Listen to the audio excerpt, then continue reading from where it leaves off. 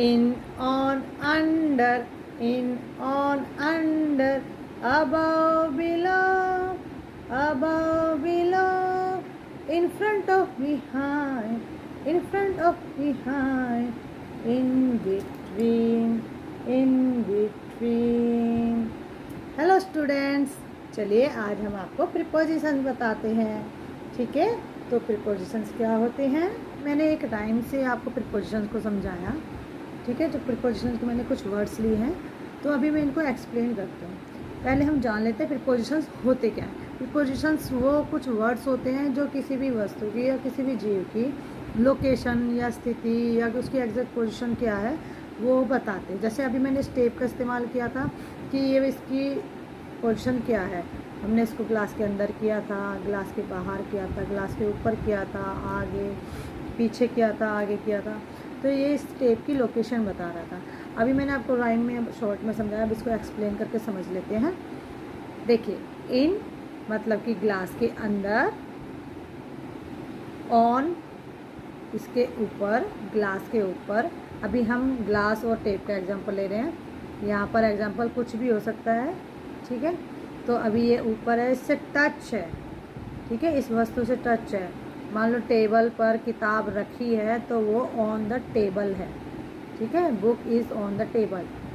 इसी तरह ये टेप अभी ग्लास के ऊपर है, ऑन द ग्लास।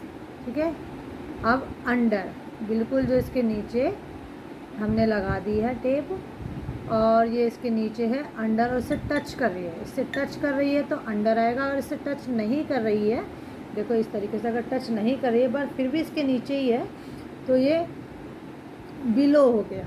ठीक है, और अगर इससे टच करेगी तो अंडर हो गया।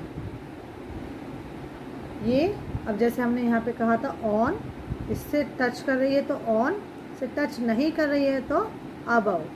अभी मैंने जैसे बुक के बारे में बताया कि अगर बुक टेबल पर रखी है ऐसे इस तरीके से तो वो ऑन द टेबल है, और अगर किताब को हम उठाकर थोड़ा सा टेबल से ऊपर कर देंगे तो वो अबव हो जाएगी। अब इन फ्रंट ऑफ मतलब इस ग्लास के आगे, सामने, ये टेप अब ग्लास के सामने आ गई है, ये इन फ्रंट ऑफ हो गया। और ये बिहाइंड, इसके पीछे चली गई। मान लो आप पेड़ के पीछे छुपे हैं तो आप कहेंगे बिहाइंड। ठीक है, पीछे मतलब बिहाइंड, या आप किसी के पीछे खड़े हैं तो आप किसी के पीछे खड़े बिहाइंड का यूज़ करेंगे, और सामने खड़े हैं उसके तो इन फ्रंट ऑफ आ जाएगा।